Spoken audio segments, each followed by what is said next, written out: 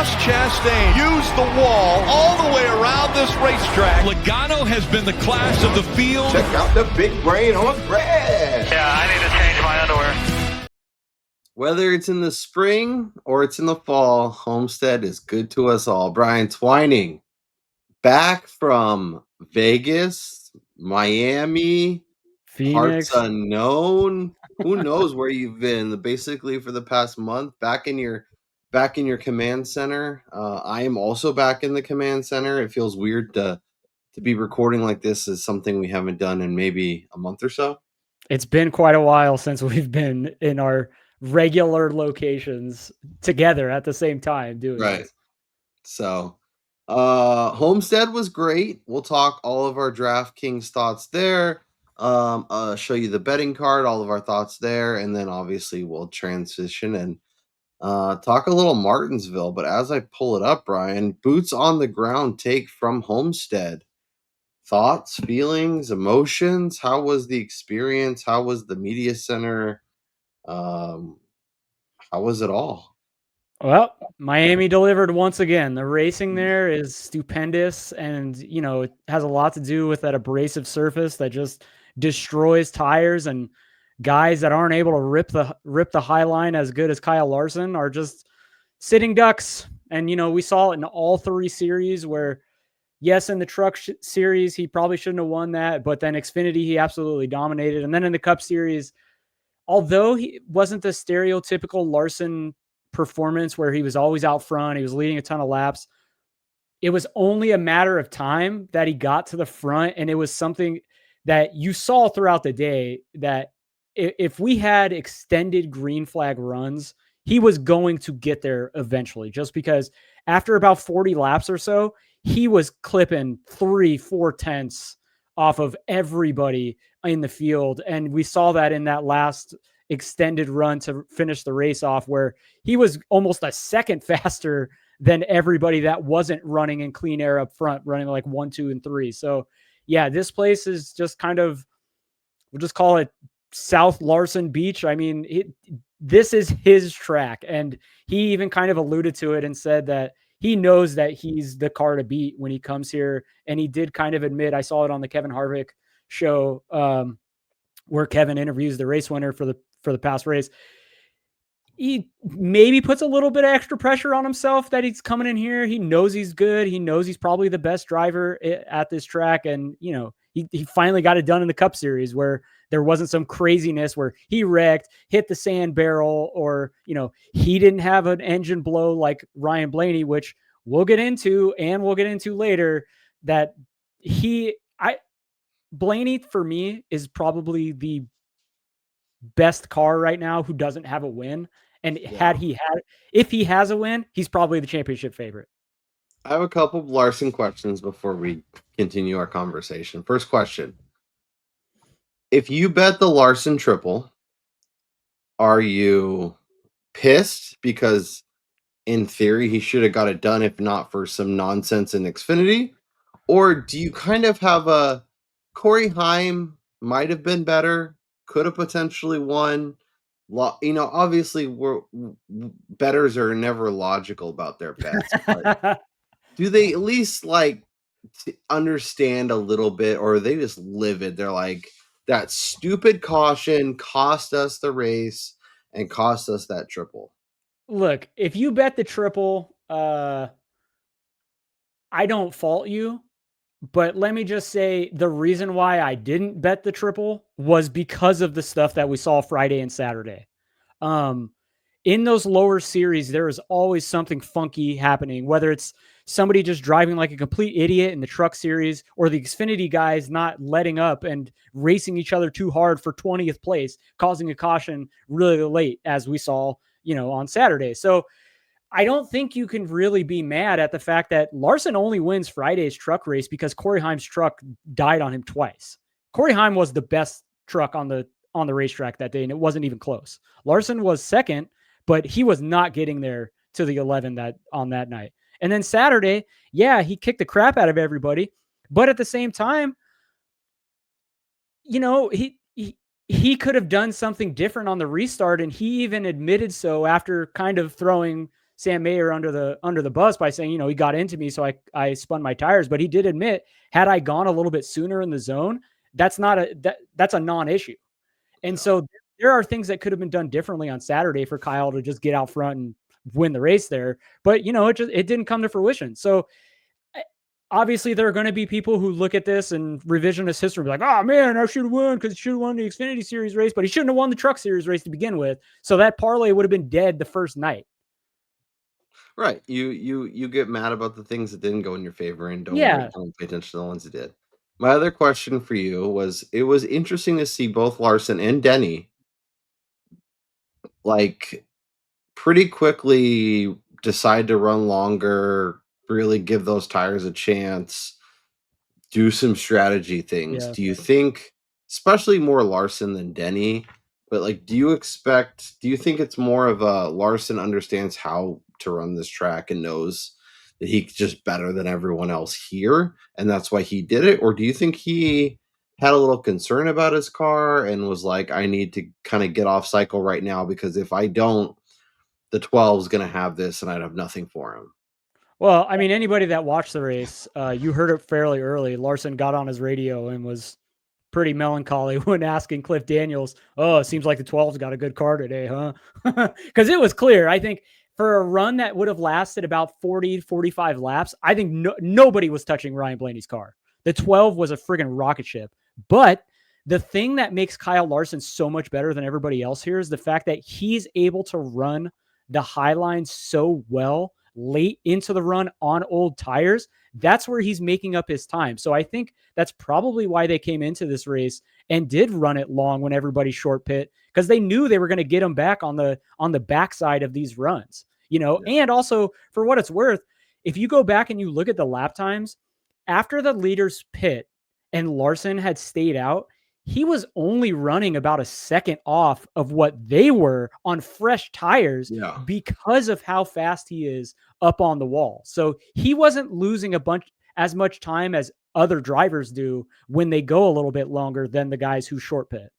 Yeah, and like the broadcast usually is kind of a mess, but they were really good at pointing that out in terms of Larson was like you said, a second off on older tires, and most drivers like Larry Mack's like, yeah, they should be about 2.5 seconds. Yeah, they're off like, right now. like 2 seconds. So he's a second and a half faster than everyone else on the same setup, which is insane. If you told me he did that in Xfinity, I'd be like, oh yeah, that makes sense, Kyle Larson. Exactly. But in Cup, that's crazy. Yeah, and I do want to point out, though, so Denny talks about it on his Actions Detrimental episode, and Cliff Daniels also alluded to it in the post-race presser, that the way that Kyle makes time here is actually in 1 and 2. Because if you watch the race, everybody is up on the wall in 3 and 4. Like, everybody's doing that. But in 1 and 2, for the most part, everyone's taking either the middle lane and like going low to the bottom, or they're just entering on the bottom and kind of washing up. Whereas Larson, he stays on the high side, enters on the wall, like in the throttle. And he's the only one that's really able to do that, which allows him to carry so much speed around the corner, which is why he made up so much time. And I don't know what they showed on the broadcast as much, because I was sitting there staring at lap times as I was waiting to fire on live lines that didn't go through.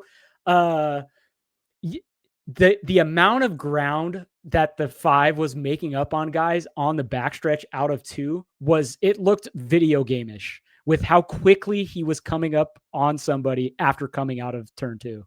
Yeah, it's like you said it to like rookie mode and just like, all right, I'm gonna run around these guys and get it was crazy. So really good week on DraftKings. Made some money. Really good week at the book. So we'll talk about that. Kyle Larson obviously ended up being awesome. 50% owned in GPPs, but for good reason. Ryan Blaney, I obviously was fine given how his car exploded. If that car runs the full race, he's probably first or second and has a monster day. Denny Hamlin starts 23rd. He ends up finishing top 5. Strong performance from him. Trackhouse, we'll talk about Ross here in a bit because he was a disaster. Yeah, he was awful. So if you faded him, good job. But Suarez was okay. He was even at like mid pack most of the day and kind of faded back. Justin Haley pulled out the top 10. We'll talk about Austin Dillon here in a little bit. And then Ty Dillon, 27th, starting 34th. Basically nothing. Fun week. Another lineup featuring Larson. This time we went Reddick. Keselowski was not good. I had some hesitations, but I was like, well, when the race likes him, which by the way, I want to mention this as we kind of get going. When the race has a episode every Wednesday in the evening where they do a show called The Draft, where it's him, Tino Panatino, and Full Tank with Phil, and they do like a draft where they each pick drivers from different teams, and then at the end, the winner gets to pick like a charity, and they're doing donations to awesome charities each and every week, depending on who wins. So I highly recommend not only checking out the podcast, but seeing the great work that the betting community can do. If we can all just, throw a couple bucks to each of these charities every week, it's a cost of a coffee at like your local gas station or whatever, but that will, hundreds of us do it. It'll make a huge difference to all these charities throughout the year. So if you have $1 or $2 you can throw their way, I highly, highly, highly recommend checking that out. This week they did the Ryan Blaney Family Foundation, which is amazing. So go check that out. I'll link to their YouTube in the description. But even if you aren't able to donate, which is completely understandable, check out their show each and every week. It's really good information, really smart dudes, and it's a fun way to talk about the betting card without doing it, very doing it like just talking it like line. So obviously everybody does it different. It's a fun way to do it. It's a unique way to do it. So make sure you check that out. Ryan Preece was probably one of my favorite plays. The more research I did, I ended up writing him up. I'll show you so this is our newsletter. It's completely free. It comes out every race day. aoppodcast.substack.com. Also linked in the description. We post this. We have our favorite DraftKings thoughts. We have our favorite bets. We have Grid Rivals plays, which Ryan Blaney finishes the race. He finishes better than 5.5, and this cashes. And then there was another one which I did, I think Sunday morning, and we tweeted that out. And that one was William Byron, who I told Kyle prior to jumping on here, first time ever in the media center, I got audibly and like visually frustrated at something, and that was trying to place a bet on a live line that obviously got the book decided to move the number before it actually accepted it. So that happened. But then also when Byron and also like Austin Cindric suffered penalties, I had to swallow my tongue. I was in such a good mood today, Brian, and then I remembered the penalties that both Byron and Cindric got as the Byron outright holder, which I don't think he was going to get there. And then somebody who had a lot of Cindric. I was a big Byron on DraftKings, big Cindric on DraftKings. And we Cindric had Cindric over Briscoe. At a big number over Chase Briscoe too. So and I think that could have gotten there. It would have been at least close. Yeah, exactly. I would have liked to have had a chance for it to come to fruition. So yeah, that was a big buzzkill. Can we just real quick? Can we scroll up to what I wrote or didn't write about Kyle Larson for my DK? We sure can. Kyle Larson. Duh. There was no explanation needed as to why. Yeah, even me. Like I wrote up William Byron, but I wrote obviously Kyle Larson is incredibly compelling and expectations for the week. But it was like we named the episode Kyle Larson and on DraftKings. Yeah, and he was again. Now, I will say Larson probably left a lot of points out there because he didn't lead as many laps as we had expected. So yeah, he got stuck in traffic for a while, and then he was playing the game, but obviously ended up getting there. I also, as we kind of go through this, like I said, I was really big on Ryan Preece in the newsletter. And let me say real quick, shouts to Ryan.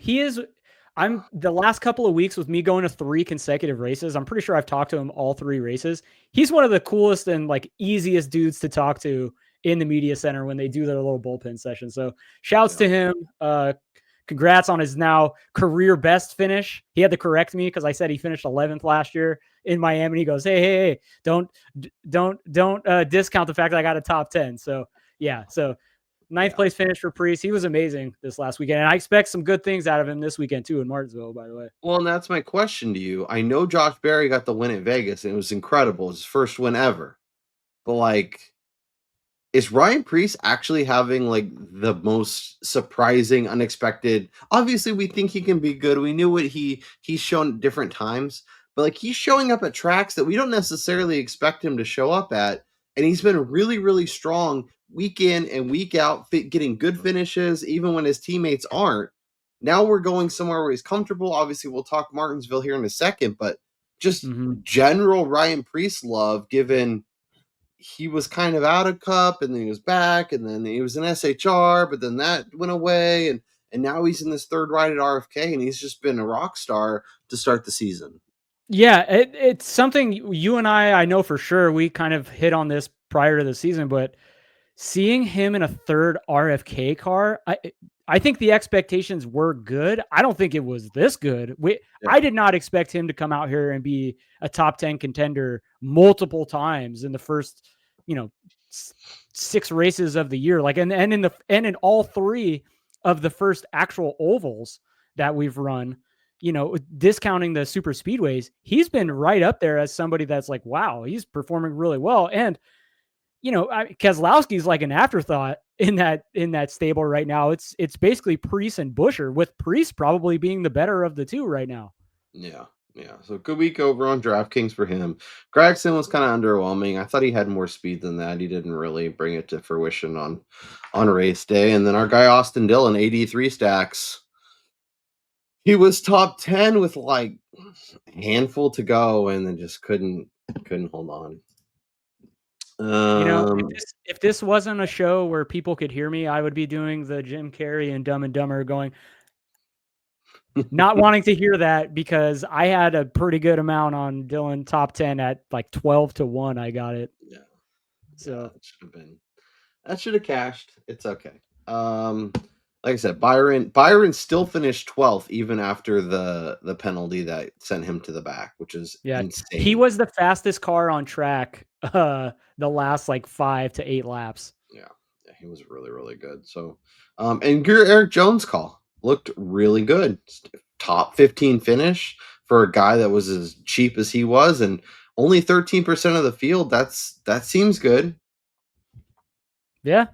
I mean, who knows? At $6,100, it was good, and we kind of talked about it leading into the race. Is that this was going to be you needed like the stars and the have-nots in your lineup. You couldn't go in the middling zone because you were missing out on the higher range of drivers with the guys that were going to score tons of points, like a Larson, like a Reddick, who despite finishing 8th, he still scores 52 points.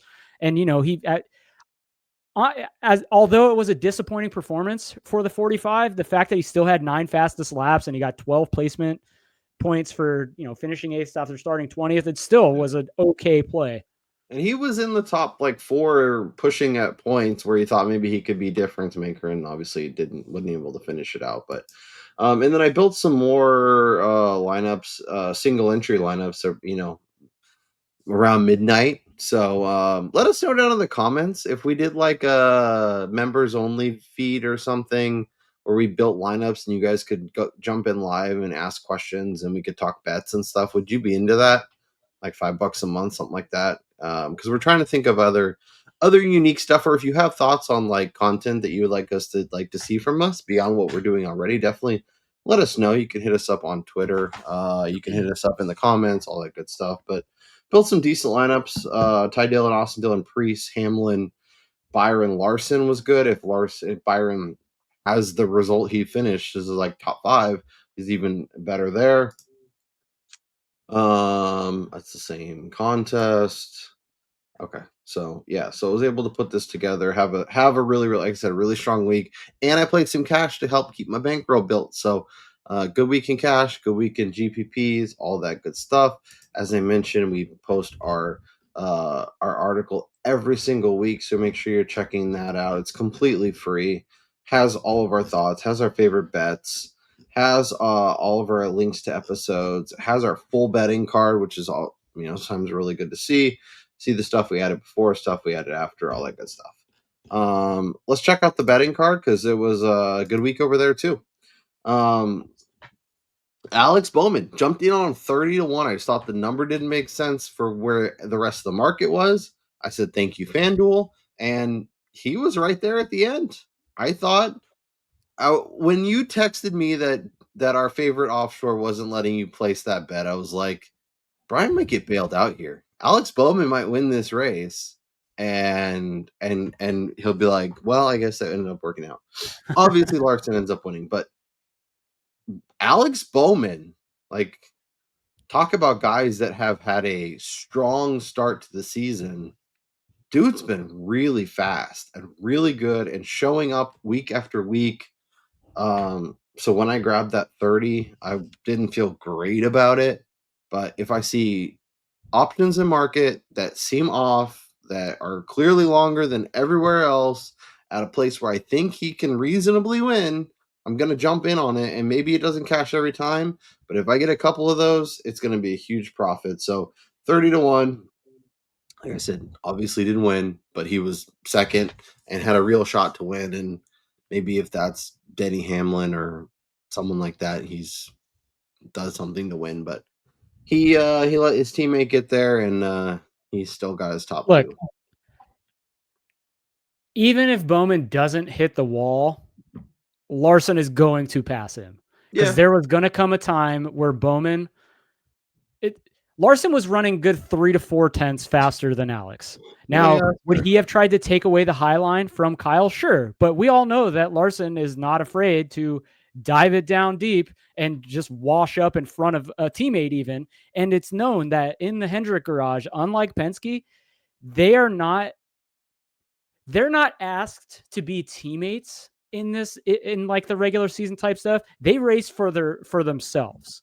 And then they deal with the other stuff afterwards. And so I don't think Bowman was going to hold him off. Bowman was fantastic, especially after his pole sitter press conference. And he admitted like they were lacking the long run speed. And somehow throughout the day or overnight and throughout the day, they made their car better. And once he found clean air, which I still think is a bit of a problem, he was able to stay out front. But, a lot of that had to do with the fact that he was in clean air for a lot of the time in the end of that run.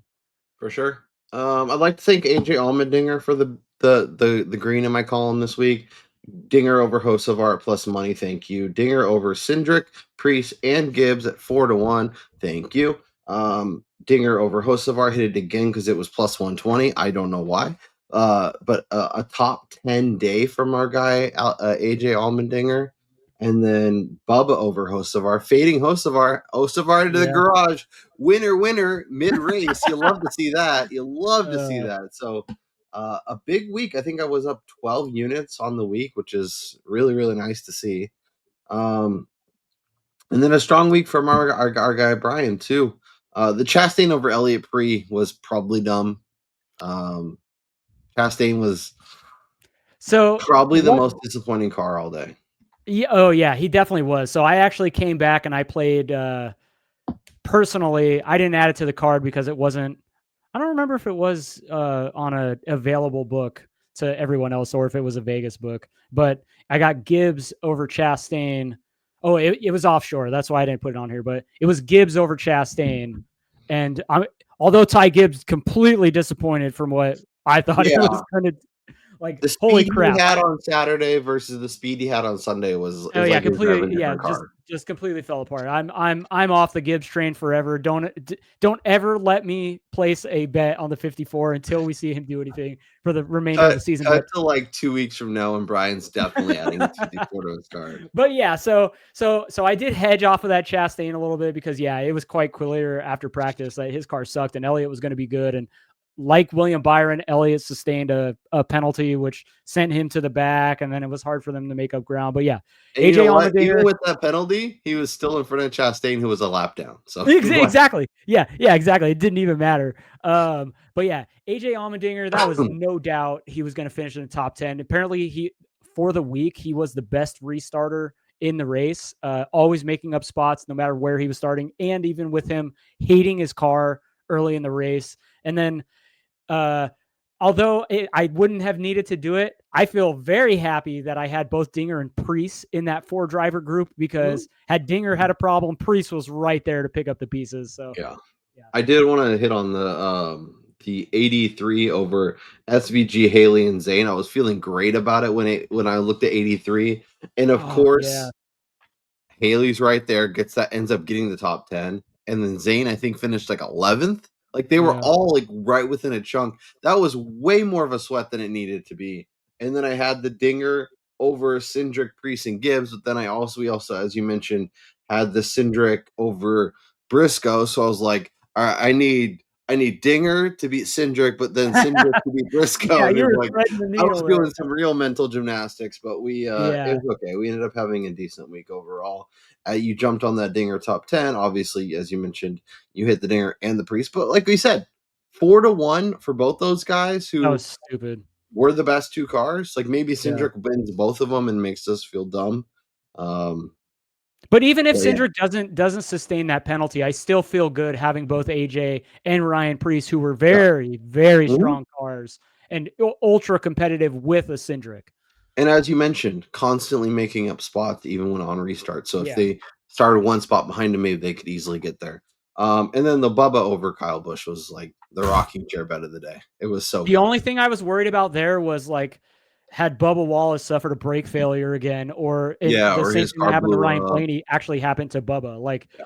because in terms of speed, that wasn't even close. But that's the There. thing about NASCAR betting is you could be 99.9% right. You could have had all this money on Ryan Blaney and would have been the best bet. But Yeah. his car explodes, and there's literally nothing that he did that was wrong, nothing you could do to fix that, all that stuff. So, but yeah, Homestead was really, really good to us. I'm up 12.5 units on the season, which feels amazing where we are on the calendar. You made up a lot of ground. You're just in a small little hole now, and you can easily get out of that this week. Anything else from Homestead you want to hit on, whether it's in track experience, something we saw from a guy that we haven't hit on, or anything else as we kind of spin the foot, spin the contract or the calendar forward and talk about the paperclip. All right, so you don't have to take it from me. Go watch Denny's episode of Actions Detrimental this week, where he talks about Homestead and the championship race rumors and all that stuff. And go listen to the part where he talks about the facilities. Bar none, the Phoenix facilities and just the entire setup is head over heels better than what they have in Homestead. The track and the racing product is incredible, but Yeah. just the vibe and the atmosphere, it's not even close. Phoenix is, as much as I like Las Vegas, there is something different about the fan experience in Phoenix, where they have all these, like, they have this large grand concourse area with games, and like you can play this stupid rope toss game and cornhole, and there's a huge like seating area to watch the race that has little TVs under a cabana thing and bar. And yeah, the Phoenix setup is what you would ask for any sporting event that's hosting a major event or a championship or something of that nature. They did it right there. And I think in order for Homestead to get the championship race again, and I think that's why they ran this race now, and the rumors are it's going to be the championship race in 2026, but we'll see, because NASCAR wanted them to make major upgrades to get close to what Phoenix offers in order for them to get that back. And I know as NASCAR fans and bettors especially, like that's what we want from the championship race. We want there to be passing and fun stuff and all that stuff. And as much as NASCAR wants that too, they know it's a big event and this is their opportunity to get in more casual fans, more. And it's a business. Like, yes, people got to understand it. This is not just for entertainment. They're not just right. out there spending money for our entertainment. Like, they need to make money. They don't want a Monday finish because of rain and because of other stuff. Exactly. So there's a lot going into it. And I think your point of like kind of this the other stuff at the track. Oh yeah. Maybe there's one person in the family is huge NASCAR fan, and he's bringing his family, or she's bringing their family to the track for the first time. And they want it to be a great experience for the whole family and have an experience where even if they're not into the racing quite as much, there's a lot of fun stuff to do. And then they end up coming away with an amazing experience. And they're like, oh, yeah, I think I'd do that again. And then all of a sudden they're going spring and fall. And then they're going to Vegas. And then they're going to, Homestead, or they're going to Talladega. And then they're making a hell of a. And then and that's how you get the your last thing I'll add on this is, having gone to Phoenix now 3 straight times, the area, so like the town that it's in Avondale/Goodyear, Arizona, once you get off of the 10 freeway and you go south towards the track, there are signs. There is a checkered flag crosswalk in the street that you're driving towards the racetrack. Like, the crosswalks are painted in checkered flags. They have bought into NASCAR being in that area way more than what I saw in Homestead this last weekend. I mean, Vegas is Vegas. The track is way removed from, well, not way, but it's like 12 miles, 15 miles from the strip. So obviously it's a little bit removed there, but it's hard to explain unless you go. But the whole area buys into the NASCAR weekends in Avondale. And how amazing is it that the track's right in the town of Goodyear? Oh, exactly. And Like, the views are beautiful. I mean, the mountains and the sun setting over there is awesome. Obviously, the racing isn't the greatest, but we got that option tire, and if that becomes the real tire and tire management becomes a thing, who knows? Yep. I'm really hoping I can join you for Boots on the Ground this year, because that's one track that I've yet to experience that is easy for us California boys It's to make great. it to, and would be a hell of an experience. So, Homestead, let's throw it in the rear view. We've gone for 30 minutes. If you fast forwarded, here we are. Let's talk some Martinsville. Let's talk some paperclip racing, and I guess I should bring up the actual odds to see if we can find a bet, because at this point we talked a little bit, me and you both, pre. The odds are far from compelling. Okay, cool. This is the cookout. Why is it showing up? Bear with me. I figure Kyle's this having out. technical difficulties. Well, it's just like showing the best numbers, which I appreciate. Why does it look like this? Maybe I have to do this. No. This is terrible. Because it's not showing. Oh, there it is. There we go. Now it's showing up. Yeah, but now they're not even pulling the numbers because everybody has numbers. Yeah. All right. Well. Yeah. Don't use Odds Checker. I don't like using those sites anyways because I don't feel like they update fast enough. We will abandon ship there. I will pull up the odds and we can talk about it. But Brian Twining, is it flop lag week for Ryan Blaney? Because we saw it Vegas. Kyle Larson was the best car. Probably should have won Vegas. Obviously, we had the weird ending there. Now we go to Martinsville, a place where Ryan Blaney is awesome. A place where he was taken over by our guy Tyler Reddick, and then obviously goes out the next week and kicks ass in Martinsville and locks in his playoff spot. I feel I'm going on record as saying that I think the last 3 weeks as a whole, Ryan Blaney's been the best car in all 3 races. No. And he's finished none of them. Yeah. Now we go to the track. The dude owns a 3.5 average finish in the 6 Gen 7 races here. And as many laps as Chase Elliott led last year, we knew if Ryan Blaney worked his way through the field, it was good night, Sally. Like Martinsville is to Ryan Blaney what Homestead is to Kyle Larson. This is Ryan's track. He is the guy to beat this week. I know the numbers are super short, and I've been in a bit of a debate with people today, but I grabbed 5. It opened at 5.5 at DK. Congrats if you got that number. I'm adding 5 from Bet Rivers.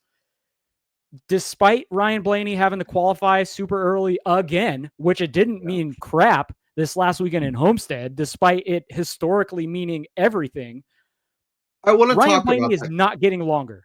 Can we put a pin in the Martinsville and talk about the qualifying really quick? Because I do think that's an important discussion to make. Is it possible that guys, Kyle Larson at Homestead, Ryan Blaney at Homestead and Martinsville, guys that are just elite options at certain tracks can overcome some of the frustrations or whatever you want to call it that maybe the vast majority of drivers would have? And if you really believe like this guy can be incredible here and it's not really a matter of when, it's a matter, or not a matter of if, it's a matter of when he's really good, then don't worry about him starting qualifying in the first section, because he knows how to drive the track. He knows what to look for. He knows how to set his car up, and ultimately he'll be where he needs to be. And don't overthink it, because I feel like while I want to apply that to a lot of guys, I think there's certain, especially the elite guys, a Larson, a Byron, a Blaney. If you're among that group, especially a track where you traditionally do so well, I think we need to worry about that less. I think that's much more important when you're talking about a Josh Berry, a Chase Briscoe, kind of that second, third, fourth tier of NASCAR drivers. If we've learned one thing about Ryan Blaney the last 3 weeks, it's that he's had zero issues working his way through the field to get to the front. I'll just start with that. And this is also a place where he's never had tremendous track position to begin, outside of one race in the fall of 2022 when he was, essentially helping Joey Logano at that point. Or, I mean, I think he might have still been in it to get into the championship for, but that's the only time he's ever started better than ninth in the Gen 7 era here.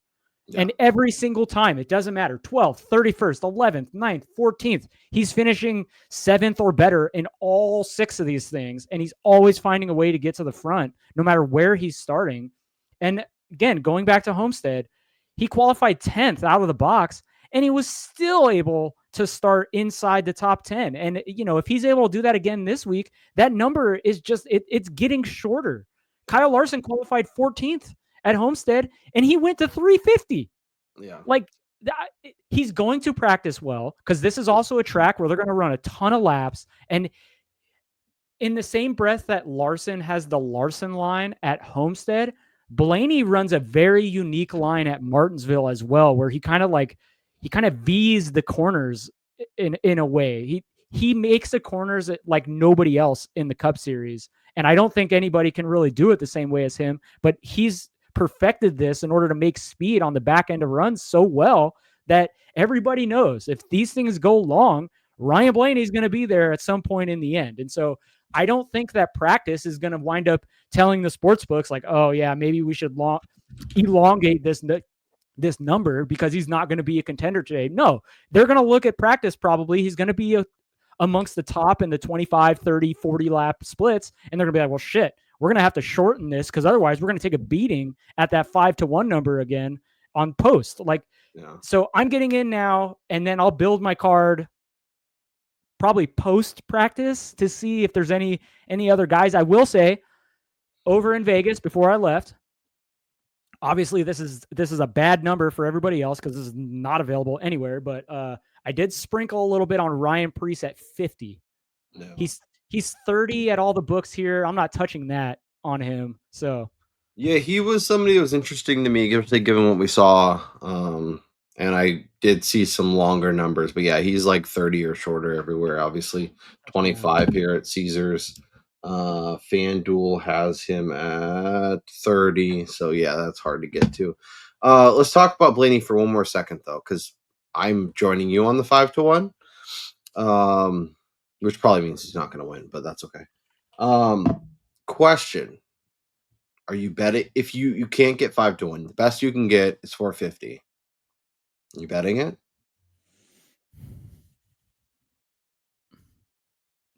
You know what? Probably, yeah. Best number you can get, 4-1. Are you betting it? Probably not 4. I have this weird thing at 4. It's just because the way I look at this is, yes, Larson was available at 7.5. like really late in stage 3 at Homestead, but that was also because he had kind of gotten stuck after a bad restart, where Blaney throughout this race, he's probably going to be inside the top 10 within the first 50 laps, like before we even get to the end of stage 1. And he's, even no matter where he started, he's already like everyone's going to be like, oh shit, here he comes. And so even if he reopens at 4.5 or 5, it's not going to get longer than that unless his car sucks, and then you're not going to bet it anyways. Yeah. So, like I said, I'm with you. I think 450 is the cutoff. I think, I don't know, maybe it's stupid because he'll end up being 350, and I'll end up betting it anyways. But I think if once you get to 4, I'm being patient, because maybe we'll get a gift. Maybe maybe Larson will look amazing, and they'll make Larson 450, and they'll make Blaney 550 for some stupid reason, even if it's for 10 minutes. We thought they were going to do that after practice in Homestead. We thought Blaney was going to reopen as the favorite, and it wound up being Larson again at even shorter numbers. So the books have clearly adjusted their weight system on practice versus qualifying. Yeah. So, so let's talk about the other guys, because obviously, and I don't know, at least right now, how heavy I'm gonna have in terms of a card. Obviously, last week we found some opportunities with Austin Dillon, with Ryan Preece, with AJ Allmendinger to get in and get some value. I haven't found anything outside of Ryan Blaney to win that I actually want to bet. So it might be a 2 or 3 bet card at the most. Maybe I'll find a top 10 or a matchup or something that I'm kind of interested in. I did see a Blaney over Larson at a decent number, but it's like, do I really want to mess with that? It just seems like if Blaney beats Larson, Blaney's probably winning the race. So I don't need to worry about. Yeah, so that's honestly, that was the way that I approached last week, early in the week. It's the reason why I didn't have an outright on my card, because personally, the way I grabbed myself some Larson last week was I actually played him at -110 over Blaney, which that was pretty worrisome early because Blaney had the best car. But right, that and was my outright. I saw the plus 125 and actually added that to the card and I was like, oh baby, I got something here. Yeah. And maybe ultimately it doesn't matter if his car, even if it doesn't explode. But I think if it's that close and you can get a big plus number, it's worth taking. But I think if it's like -110 on both sides, or even if it's minus 100 or plus 100 and then -115 or whatever, like it's just that's more of a gamble than a wise a bet, at least in my opinion. Yeah, that's kind of the way that I look at it, and we kind of talked about it last week, but when you have guys so close together and you can get one at a long shot, like at that, like Kyle said, at plus 125 for Blaney, I think that was worth the wager, because you're essentially betting him to win the race, but he only really has to beat one guy, and he could still finish second, third, or fourth to be able to do it. So that's your outright exposure right there. So let's talk about kind of the rest of the guys. So Larson, Hamlin, Elliott, Byron, Chris Bell, Joey Logano. I'll include Chase Briscoe since he's basically at 10 at Caesars. Obviously, you shop these. If you can find better numbers, do it. Can you make a case for any of the other guys as potential outright ads? Because there's one name for me, but I haven't been able to pull it just because the number keeps getting shorter, and I didn't like it when I saw it earlier. So at current prices, I'm not touching any of these things. That being said, I do think it's a good week to be in the 19 car. But I'm not touching 10-1. That's an absolute no-go. Brian Twining, 20 minutes ago, said he's not betting Ty Gibbs, but he's going to bet Chase Briscoe to win the race. I mean, you can get 14 at Fanduel. You want 14? No. What's your number? 15, 16, 17? Tell me when to stop. 18? Well, yeah, 18 is the number that I got. So yeah. Of course, and again, I can't add this because this is only available in Vegas at Superbook, and I don't even know if it's still available. But It's probably not. yeah, I played a little bit on that. I do think the fact that he finished so well this last weekend in Homestead, it's going to warrant him a pretty good qualifying position. This is also a track that he's been good at in worse equipment with SHR. Now he's in the 19 car, which Martin Truex Jr. was notorious for qualifying well here. We kind of played this same game in Phoenix, and Chase Briscoe stunk it up. But at 18, I think I can get in on that. At the 10 number, there's no way I'm buying that. Yeah, I think that's completely reasonable. I think this is going to be a really good test for Chase Briscoe. Like, obviously, amazing bounce back after what looked like an absolute trash start to the year. Got his pole at Daytona, was basically a mess for a month. Yep. Really strong finish at Homestead.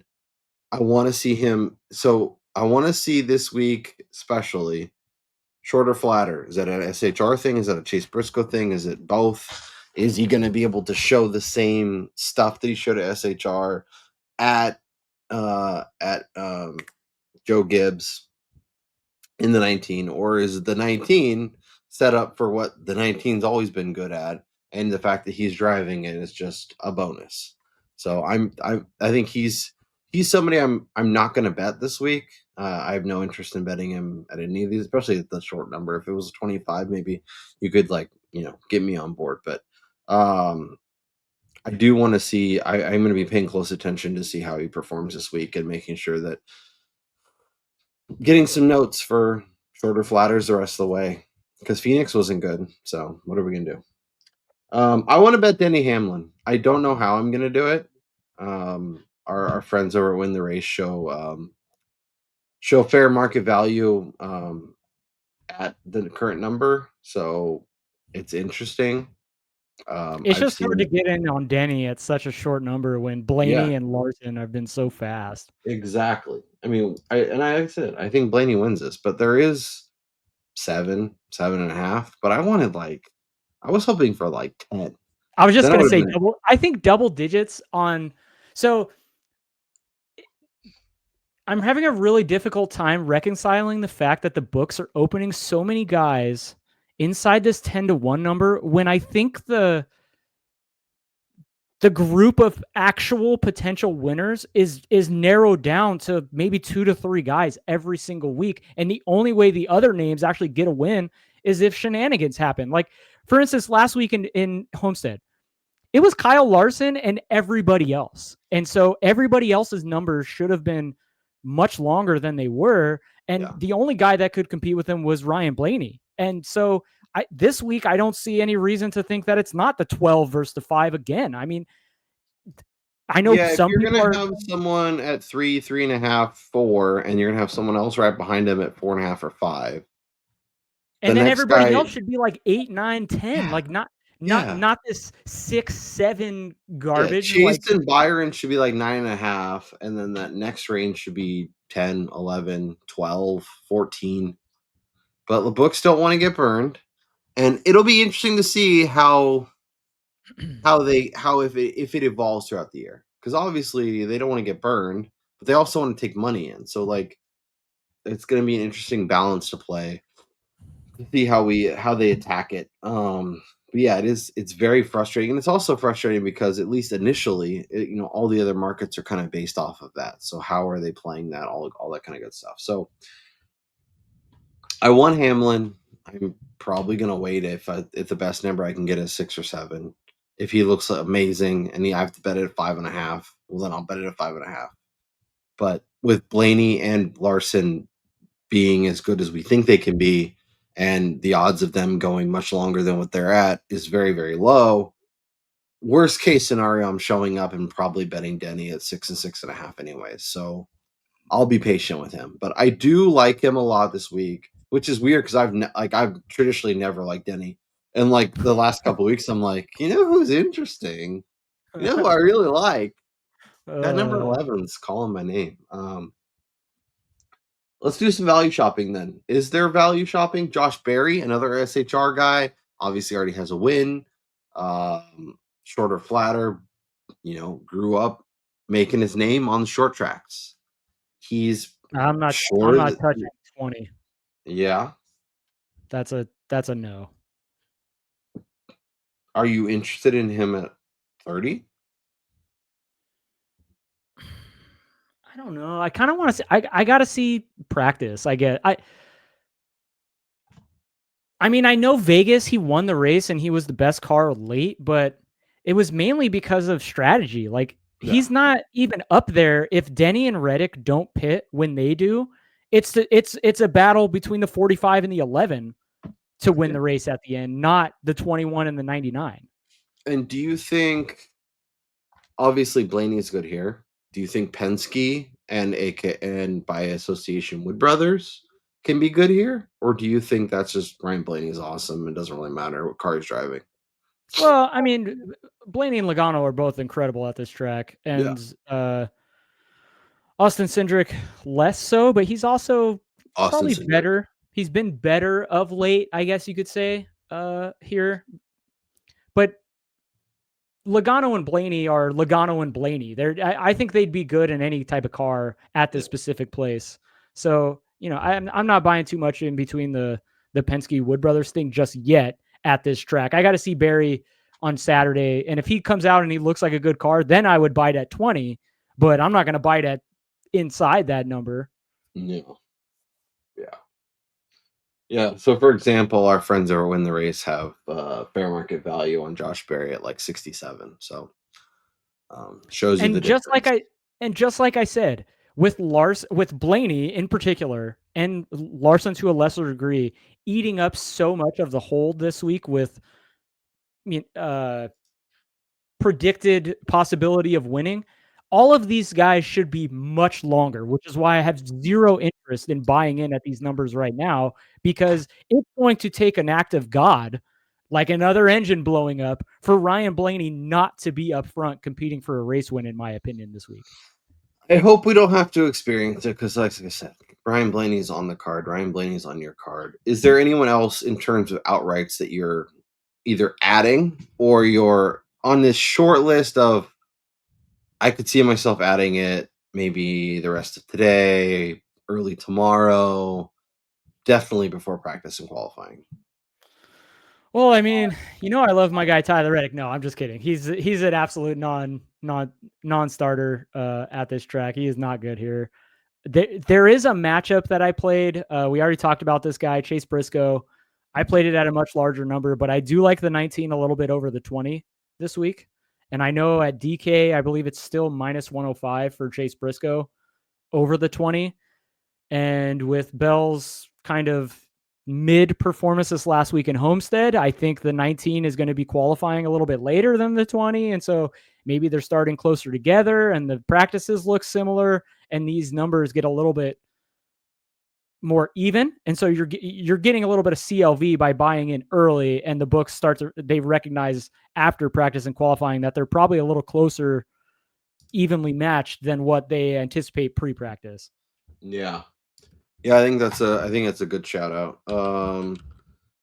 What about Kyle Busch against Tyler Reddick? Obviously, we are the Tyler Reddick podcast. I don't want to touch either one of those guys. Yeah.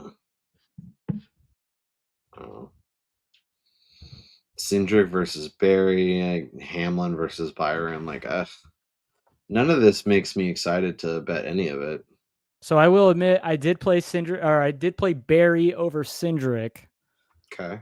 Again in Vegas, so obviously it's not available. But if you are going to Vegas, go check Superbook. Minus 110 both ways. Yeah, I don't hate that. I like Logano to win stage 2. I think that could be interesting. So there is a matchup I'm going to play right now. I don't care what fair market value, Gaga, blah, blah says, but we are sticking to the show mantra and going with the Ace mantra this week. Joey Logano minus 105 over Chase Elliott over at DraftKings. I am playing that right now, right here. And sure enough, Logano will be the one with the engine failure with about 10 to go while leading the race. And Elliott will be the benefactor and still finish like 10th, although everybody thinks he's going to be competing for the win. Yeah. Well, the thing is, Yeah, he is average ass Chase Elliott for sure.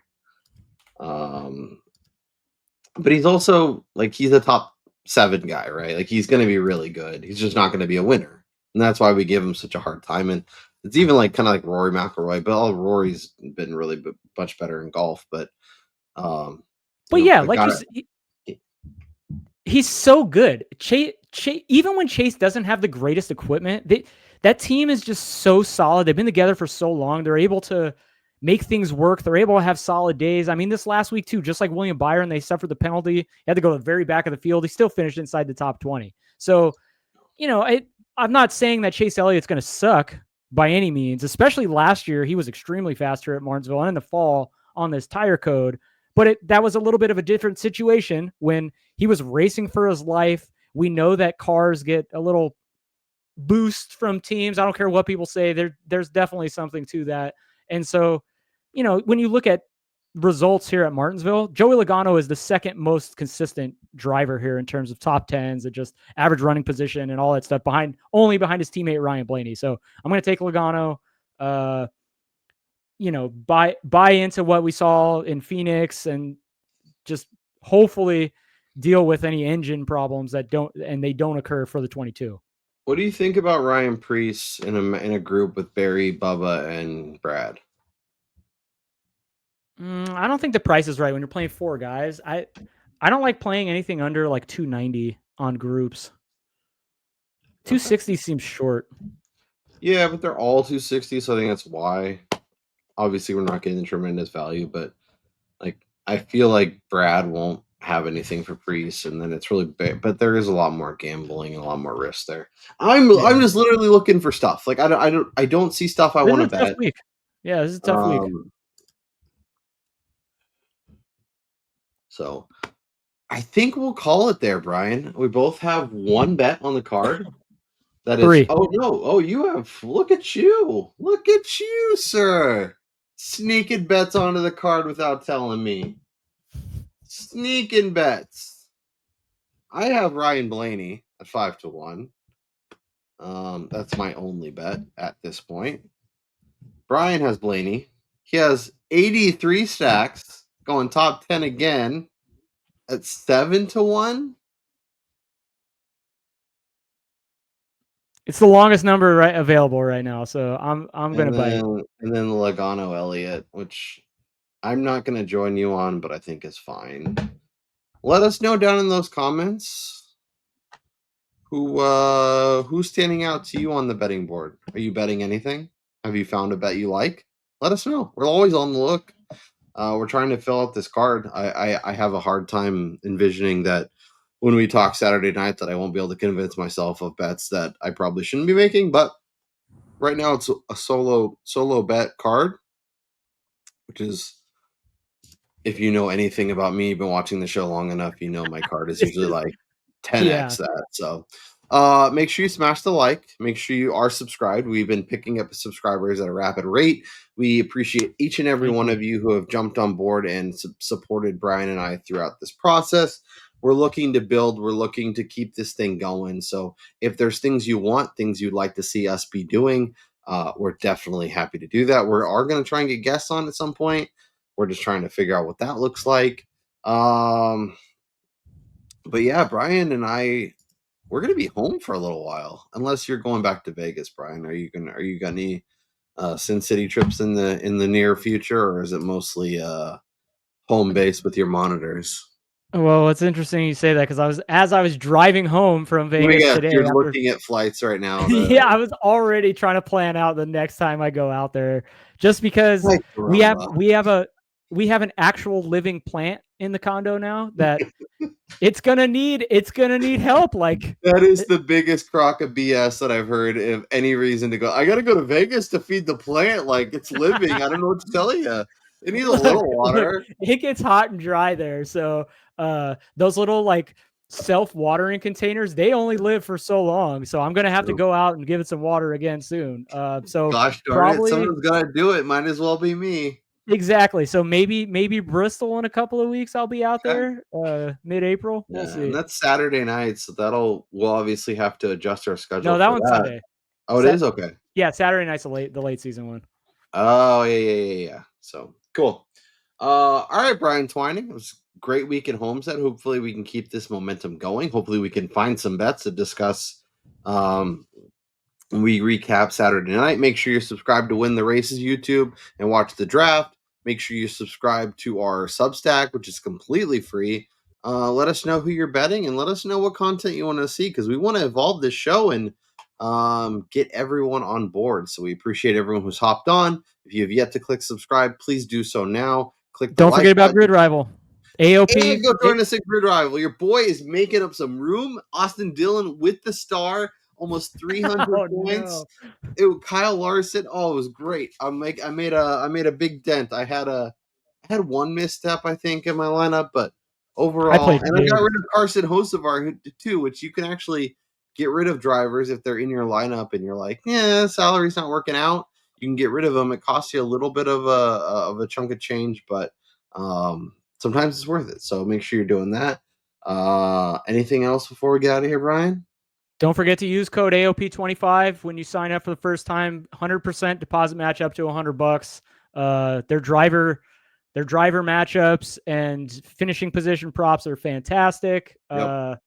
Yeah, it's a great way to get involved, especially if you're in the state of California like us who don't have actual legal and live sports betting. So, yep. You know.